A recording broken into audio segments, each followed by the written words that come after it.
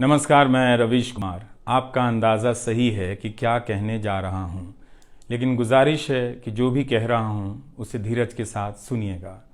भारत की पत्रकारिता में स्वर्ण युग तो कभी था भी नहीं, लेकिन आज के दौर की तरह भस्म युग भी नहीं था।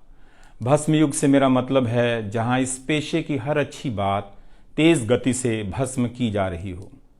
यह दिन भी आना ही था।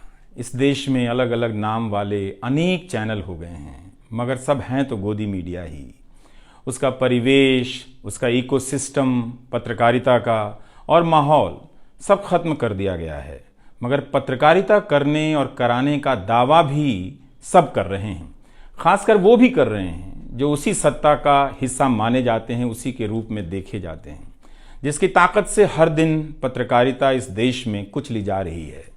जब वो कहे कि वह उच्च स्तरीय पत्रकारिता करना चाहता है, तब ऐसा दावा करने वालों को जरा संदेह की निगाह से देखिए। गोदी मीडिया और सरकार भी पत्रकारिता का अपना मतलब आपके ऊपर थोपना चाहती है। अगर इसका मतलब किसी भी रूप में वही है, तब आप एक बार फिर से झांसे में आने वाले हैं। इस वक्त अपने संस्थान को लेकर कुछ खास नहीं कहना चाहता, क्योंकि भावुकता में आप तटस्थ नहीं होते, ऑब्जेक्टिव नहीं हो सकते हैं। एनडीटीवी में 26-27 साल गुजारे हैं। इतनी लंबी यात्रा के अपने उतार चढ़ाव भी हैं। अनेक साथी, वरिष्ठ, कनिष्ठ सब शामिल हैं। कितने लोगों ने साथ दिया है। इन अनुभवों के बारे में कभी भी वस्तुनिष्ठ तरीके से नहीं बोला जा सकता, और आज के दिन तो बिल्कुल नहीं, क्योंकि कई बार तथ्यों के साथ भावनाएं मिल जाती हैं और भावनाओं के तूफान में बहुत सारे तथ्य छूट जाते हैं। बेहतर है कि इसे संक्षिप्त ही रहने दिया जाए। जो आदरणीय शख्स हैं उन्हें मैं याद कर ही रहा हूँ। काफ़ी सारी शानदार यादें हैं एनडीटीवी में, अब दोस्तों के बीच सुनने सुनाने के काम आएंगी। आज के दिन किसी एक व्यक्ति का नाम लेना मुश्किल हो रहा है, तब जब आपके पेशेवर जीवन में अनेक लोगों का हाथ हो, कैसे एक का नाम ले सकते हैं। मैं जानता हूं कि पूर्व सहयोगी, मौजूदा सहयोगी सब मुझ में अपना हिस्सा देखते हैं, और वो सही भी है। मुझे सभी से कुछ ना कुछ मिला है। मैं सबका ही आभारी हूं। इसलिए एक का जिक्र कर बाकी को छोड़कर आप न्याय नहीं कर सकते, खासकर ऐसे दिन। वैसे भी इस वक्त तो हर चेहरा ही अच्छा नजर आ रहा है, क्योंकि सबने मेरे अनुभवों को, मेरे जीवन को समृद्ध किया है। बेटी विदा होती है तो वो दूर तक पीछे मुड़कर मायके को देखती रहती है। मैं इसी स्थिति में हूँ। अभी मुड़कर देख लेने दीजिए, फिर कभी विस्तार से एनडीटीवी की बात करूँगा, लोगों के बारे में और एनडीटीवी के बारे में, डॉक्टर रॉय, राधिका रॉय के बारे में भी। मैं कई लोगों की प्रतिक्रियाएं पढ़ रहा था। बहुत सी बातें तो मुझे आज ही पता चली। हैरानी हुई कि हर किसी के पास एनडीटीवी का एक अलग ही किस्सा है। वाकई उन 27 वर्षों के बारे में ठहर कर और संभल कर बात करने की ज़रूरत है। एनडीटीवी ने एक चीज़ सिखाई कि टीवी में और टीवी का एक ही मतलब होता है, टीम। एंकरों के स्टार बनाए जाने के बाद यह धारणा टूट गई, मगर आज भी टीवी के बुनियाद में यही है कि जितनी अच्छी टीम होगी उतना अच्छा काम होगा। अभी इस बात को यहीं रहने देता हूँ, कभी किसी और वक्त के लिए, तब जब आप भावुक ना हों, तब जब मैं भावुक ना हूँ कि एनडीटीवी छूट रहा है। अगस्त 1996 में एनडीटीवी से औपचारिक रूप से जुड़ा था। अगस्त 1996 में ट्रांसलेटर के रूप में, अनुवादक के रूप में। लेकिन उसके पहले कई महीनों तक मैं यहाँ चिट्ठियाँ छांटता रहा। बोरे में चिट्ठियाँ आती थीं और मेरे पास रख दी जाती थीं। तब दर्शक पोस्ट बॉक्स में चिट्ठियाँ भेजा करते थे। देश भर से दर्शक अपने हाथों से अलग अलग कार्यक्रमों के एंकरों को लिखा करते थे। इन्हें पढ़ते हुए मैंने टीवी के कार्यक्रमों के आसपास दर्शकों को बनता देख रहा था। मेरा काम था उनकी बारीक नज़र से लिखी गई चिट्ठियों पर रिपोर्ट बनाना और एंकरों या कार्यक्रम के प्रोड्यूसर को सौंप देना। दिहाड़ी का काम था, उसी के हिसाब से मजदूरी मिलती थी, पैसे मिलते थे। मेरी ज़िंदगी में यह काम आज भी जारी है। आज भी आप मुझे सैकड़ों की संख्या में मैसेज लिखते हैं, हाथ से लिखी चिट्ठियां भी आती हैं, बहुत अच्छी लिखावट में। मैं ज़्यादातर मैसेज पढ़ता भी हूँ और सभी के नहीं तो बहुतों के जवाब देने की कोशिश करता हूँ। कई बार तो अपनी निराशा भी आपसे साझा कर देता हूँ। मैं आपके बीच आकर अपने मन का भाव नहीं छिपाता, क्योंकि मैं आपके बीच बताने के लिए आता हूँ। अगर खुद को ही छिपाने लगा तो वो पूरा बताना नहीं होता है। मुझे तो लगता है कि कई हजार दर्शकों के पास मेरे लिखे हुए जवाब होंगे। उंगलियों में दर्द रहने के कारण इन दिनों जवाब देना कम कर दिया है। तो एक तरह से जिन चिट्ठियों से एनडीटीवी में मेरी शुरुआत होती है, उनका आना जाना आज भी जारी है, आज तक जारी था। वो काम आगे भी जारी रहेगा, लेकिन इतने सारे सुझावों, जवाबों, अपेक्षाओं, शिकायतों और डांट के बीच सोना, जागना और जीना मुझे आपके हवाले करता चला गया। मैं खुद के पास तो रहा ही नहीं, आपके बीच गया तो घर ही नहीं लौटा। शायद अब कुछ वक्त मिलेगा खुद के साथ रहने का। आज की शाम एक ऐसी शाम है जहां चिड़िया को उसका घोंसला नजर नहीं आ रहा, क्योंकि कोई और उसका घोंसला ले गया है, मगर उसके सामने थक जाने तक एक खुला आसमान जरूर नजर आ रहा है।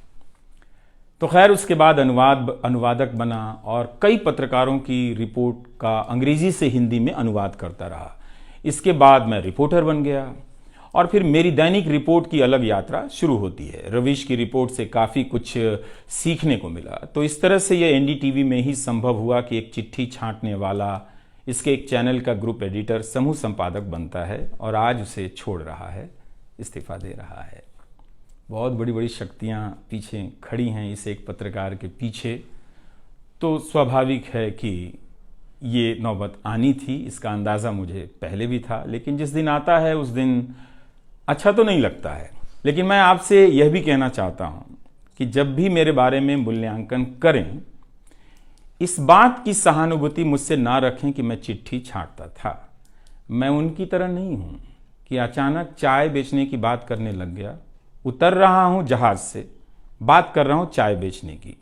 सहानुभूति के लिए या फिर अपने संघर्ष को महान बताने के लिए मैं ऐसा नहीं करना चाहता। इस देश में हर किसी का संघर्ष ही पहाड़ चढ़ने के जैसा है। आप एम्स के बाहर मरीज जो खड़े हैं, उनके परिजन जो खड़े हैं, उनसे मिल लीजिए। आपको पता चल जाएगा कि उनकी चुनौतियां कितनी बड़ी हैं और आपका दुख कितना कम है, छोटा है। लेकिन आज के दिन मैं आप सभी के बीच दर्शकों की बात करना चाहता हूं। इस दौर में कुर्सी पर बैठे किरदारों को टूटते हुए देखा, सबने देखा। संस्थाओं को भस्म होते देखा, आपने देखा। नफरती तूफान में लोगों को भटकते देखा, मगर मैंने इसी दौर में एक नई संस्था भी बनते देखी है। वह संस्था है जनता की संस्था, दर्शकों की संस्था। दर्शक ही अपने आप में इंस्टीट्यूशन बन जाते हैं। आप दर्शकों की संख्या भले कम है, मगर आप दर्शकों ने मिलकर जर्जर किए जा रहे इस लोकतंत्र में जनता नाम की संस्था का पौधा सूखने से बचा लिया। एनडीटीवी में मुझे जब भी अवसर मिला, मैंने जान लगा दी। मैंने कभी उन अवसरों को अपने लिए नहीं देखा, बल्कि यही सोचा कि ये अवसर मुझे आप दर्शकों के लिए मिला है, इसलिए उन सभी अवसरों को आप दर्शकों की कहानियों से भरता चला गया और मैं आप दर्शकों का होता चला गया। आपका दावा मुझ पर बहुत बड़ा है, मैं जानता हूं। आप मुझ पर बहुत दावा रखते हैं। मेरे आसपास आप दर्शकों की वजह से एक न्यूज़ रूम बन गया था, पब्लिक न्यूज़ रूम, जो दफ्तर के भीतर नहीं, आपके घरों में था, आपके दिमाग में था।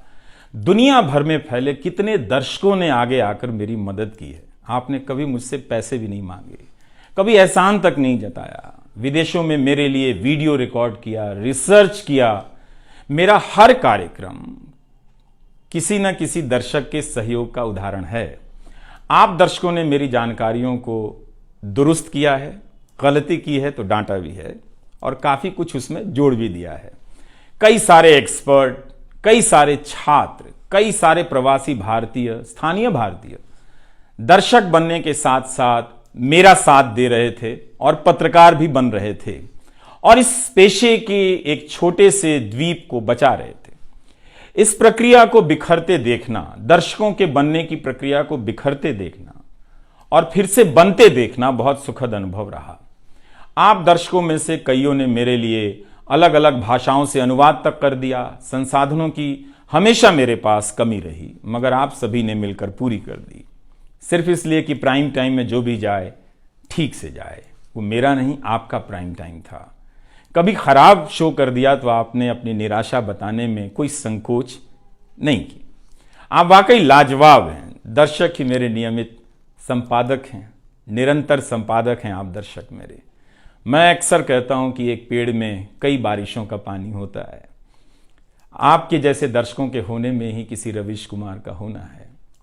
आप हर मौसम में बरसात बनकर आ जाते हैं, सूखते पेड़ों को हरा करने आ जाते हैं। आज आपकी बदौलत यूट्यूब पर, ट्विटर पर कितने ही पत्रकार खड़े हो गए। आप उन सभी के पीछे खड़े हैं। आज कई वेबसाइट हैं जिन्हें आप सब्सक्रिप्शन के बहाने आर्थिक मदद देते हैं। जब लोकतंत्र में एक भी संस्था नजर नहीं आ रही थी, अदालतें कमजोर नजर आ रही थी, आ रही हैं, आप दर्शक नजर आ रहे थे। आज के दौर में आप ही पत्रकारिता के सबसे बड़े संस्थान हैं। पत्रकारिता अब संस्थानों में नहीं बची है, आप जैसे दर्शकों के बीच बची हुई है, जिनकी मदद से आज पत्रकार सवाल पूछ रहे हैं। यही आपका इस वक्त में सबसे बड़ा योगदान है। हो सकता है कि कोई जनता की आवाज को पूरी तरह कुचल दे, उसकी आवाज पर धार्मिक नफरतों की आंधी धूल को भर दे, ढक दे, लोकतंत्र को मिटा दे, मगर आप दर्शकों का होना हौसला देता है कि लोकतंत्र भले खत्म हो जाए, मगर उसकी चाहत कभी खत्म नहीं होगी, क्योंकि आप जैसे दर्शक अपनी जवाबदेही को, जिम्मेदारियों को बहुत खूब समझते हैं। इस मुश्किल वक्त में आपने एक पत्रकार पर भरोसा किया, उसे कितना प्यार दिया। कई बुजुर्ग माओं ने मेरे बाल सहला दिए, गाल छू लिए, तो किसी ने मेरे गमले में गुलाब के फूल लगा दिए, किसी ने चने का सत्तू भेज दिया कि मेरी सेहत ना खराब हो, किसी ने शहद भेज दी, किसी ने धूप में खड़े देखा तो सर पर गमछा तान दिया और छाता खोल दिया, किसी ने जेब में कलम रख दी, महंगी कलम। आज के दिन मैं एनडीटीवी से ज्यादा आप दर्शकों को याद करना चाहता हूं। आपके बिना मैं कुछ नहीं कर पाता। मुझे आप दर्शकों पर नाज है। कई बार लगता है कि मैं संस्था का कम, आप दर्शकों का प्रतिनिधि ज्यादा हूं। मुझे काम करने की आजादी मिली संस्था में, निर्बाध आजादी, और उस आजादी को मैंने हमेशा संभाल कर रखा, क्योंकि आपकी तेज नजर मुझ पर थी। खुद को काफी संभाला कि कुछ गलती ना आ जाए, कुछ मुझसे चूक ना हो और मुझ में अहंकार ना आ जाए और बदले में आजादी चली जाए। मेरे आगे दुनिया बदलती रही, मगर टेस्ट मैच के खिलाड़ी की तरह पिच पर टिका रहा। पर अब किसी ने मैच ही खत्म कर दिया है, उसे T20 में बदल दिया है। जनता को चवन्नी समझने वाले जगत सेठ हर देश में हैं, इस देश में भी हैं। अगर वो दावा करें कि आप तक सही सूचनाएं पहुंचाना चाहते हैं, तो इसका मतलब है कि डॉलर अपनी जेब में रखकर आपकी जेब में चवन्नी डालना चाहते हैं। पत्रकार एक खबर लिख दे तो जगत सेठ मुकदमा कर देते हैं और फिर सत्संग में आकर प्रवचन भी देते हैं कि वे पत्रकारिता का भला चाहते हैं। आप दर्शक इतना तो अपना भला समझते होंगे। इसलिए आज मैं अपने संस्थान से ज्यादा आप दर्शकों को याद करना चाहता हूं। मुझे हमेशा लगता था कि हिंदी का पत्रकार छत क्यों नहीं छू पाता है। ऐसा क्यों है? हिंदी पत्रकारिता के कई श्रेष्ठ संपादकों, पत्रकारों के कार्यों पर निगाह रहती थी, उनकी गहराई हैरान करती थी। फिर भी लगता था कि उनकी बात जमाने तक ठीक से नहीं पहुंची, पेशे के भीतर उन्हें उनकी जगह नहीं दी गई। पत्रकारिता का मतलब अंग्रेजी का पत्रकार होना हो गया। इसके कुछ ठोस कारण भी हैं, उनमें विस्तार से जाने का समय नहीं है, लेकिन तब भी हिंदी के जुझारू पत्रकार आसमान क्यों नहीं छू सकते हैं, यह बात कचोटती रही।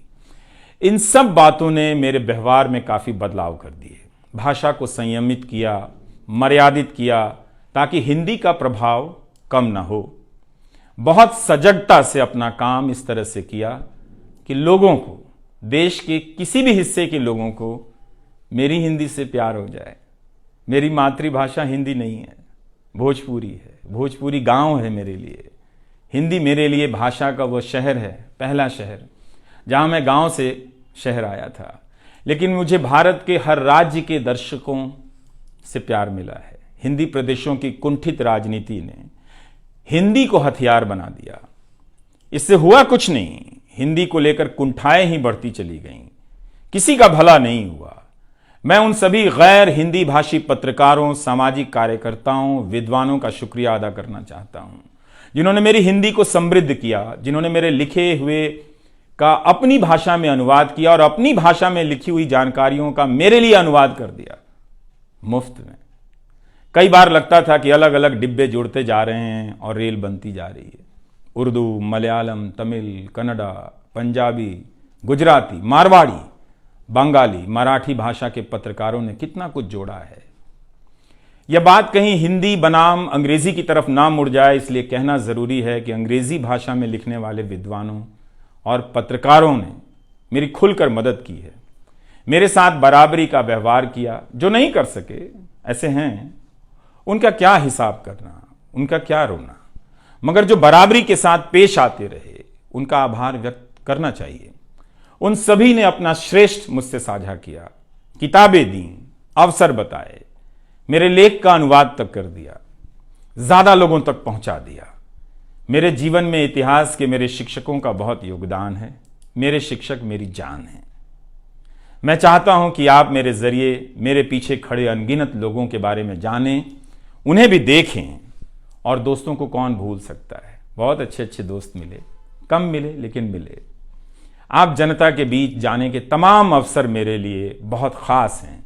तमाम आंदोलनों को कवर करने गया, आपके बीच जाते ही जो चीज खास नजर आती थी वो है एक पत्रकार के प्रति आपका विश्वास, आपकी समझ।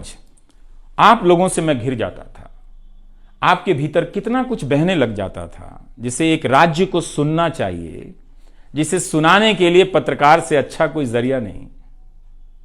मुझे आपके बीच आकर हमेशा लगा कि आप सरकार को कैसे देखते हैं, और मैं उस नजर से सरकार को देखने लगा। इसी का भरोसा है कि आपकी सक्रियता में ही भारत का लोकतंत्र धड़कता है। शाहीन बाग और किसान आंदोलन की जिद में मुझे सूरज की रोशनी दिखाई देती है। आपको जनता बनते हुए देखा है। मेरा विश्वास गहरा होता चला है कि तंत्र भले खत्म हो जाए, लेकिन जनता के बीच जन बचा हुआ है। एक दिन यही जन आज से बेहतर तंत्र बना लेगा। आज कुछ लोगों को यकीन हो गया है कि सारा तंत्र उनके कब्जे में है। अब जन का कोई मोल नहीं। मीडिया को खत्म कर विपक्ष और जनता को खत्म किया जा चुका है। ऐसा सही भी है, मगर यही शाश्वत नहीं है। एक ना एक दिन जब लोग अपनी नफरतों से जर्जर हो जाएंगे, उनकी नफरतें उनके शरीर से दरकने लग जाएंगी, तब उन्हें किसी नई जमीन की तलाश होगी, किसी पत्रकार की याद आएगी। नफरत की गुलामी से बाहर आने का रास्ता आप ही बनाएंगे, आपको ही बनाना है। एनडीटीवी में मैंने लिखना, बोलना सीखा, दिखना सीखा, अच्छे कपड़े पहनना सीखा, टाई पहननी सीखी। बस केवल डांस नहीं आया, क्योंकि काम से वक्त ही नहीं मिला। आप सीख लीजिएगा। आज के दिन मैं अपनी महिला सहयोगियों को खास तौर से याद करना चाहता हूं। काम के प्रति ईमानदारी, टिक कर काम करना और पेशे की नैतिकता की समझ मुझे अपनी महिला सहयोगियों से मिली है, और मैंने उनसे चुरा भी ली है। उनसे मेरी सामाजिक और नैतिक समझ बहुत बेहतर हुई। मेरी इस यात्रा में बहुत सी समझदार औरतें और लड़कियों के अनुभव शामिल हैं। मेरी जीवन साथी का भी, मेरी बेटियों का भी, मेरे सास ससुर ने बहुत साथ दिया ताकि मैं बाहर जाकर रिपोर्ट कर सकूं। मेरी माँ, मेरी भाभी, मेरे परिवार के सदस्यों ने भी ठठेरे की तरह सब ने पीट पीट कर पीतल से बर्तन बना दिया। ये मैं इसलिए भी रेखांकित कर रहा हूँ कि पत्रकारिता के पेशे में मर्द ही नहीं, मर्दवादियों का कब्जा है। उनकी आक्रामकता के बीच कई बार दम घुटता था। इतनी आक्रामकता के बीच आप रचनात्मक हो ही नहीं सकते, संवेदनशीलता आ ही नहीं सकती। इस पेशे में तमाम महिला सहयोगियों ने मुझे मर्दों की आक्रामकता से बचा लिया। अगर आप इस पेशे में आ रहे हैं, विद्यार्थी हैं, तो हमेशा अपनी महिला सहयोगियों के साथ सलीके से पेश आइए, उनकी काबिलियत को स्वीकार कीजिए, तारीफ कीजिए। प्राइम टाइम के वक्त अक्सर कहा करता था, मुझे काम करने दो, 9 तो 9 बजे ही बजते हैं। सुबह उठते ही मेरे दिमाग में रात के 9 बजने लग जाते थे। मैं टाइप करने लग जाता था, रोज़ 5000, 6000, 7000 शब्दों की टाइपिंग। अब शायद 9 ना बजे, प्राइम टाइम ना हो। मुझे पता नहीं था, पता नहीं है कि अब 9 बजे क्या करूँगा। मुझे टीवी से बहुत प्यार है, इस माध्यम से दिल लग गया था, शायद इसी वजह से दिल टूट रहा है। वो लाल माइक याद आता रहेगा, अब वो लाल माइक नहीं होगा। मैं जानता हूं कि आप दर्शकों की आदतों में मैं शामिल हो गया हूं। आप काफ़ी तकलीफ़ में थे कि मेरा क्या होगा, मैं क्या करूंगा, मैं प्राइम टाइम क्यों नहीं कर रहा हूं। मुझे लगा कि चुपचाप किनारे हो जाना चाहिए, धीरे धीरे मेरे नहीं होने की आदत आपको डाल देनी चाहिए। इसलिए कई दिनों से प्राइम टाइम नहीं कर रहा था, ताकि आप मुझे कुछ भूल सकें। मगर आप हैं, मानते ही नहीं। हर रात 9 बजे के बाद मैसेज करने लग जाते हैं कि कहाँ हो, बीमार तो नहीं हो, सब ठीक तो है, एनडीटीवी में क्या चल रहा है, आप अच्छे हैं। तो भारत का मीडिया स्पेस बदल चुका है। उन हजारों युवाओं की सोचिए जो पढ़ाई पत्रकारिता की कर रहे हैं, लाखों रुपए लगा रहे हैं, मगर उन्हें काम दलाली का करना पड़ेगा, क्योंकि इसके लिए अब कोई सांस्थानिक जगह नहीं बची है। इसी के बीच जो आने वाले पत्रकार हैं, जो इस वक्त पत्रकार हैं, सभी को जूझना है।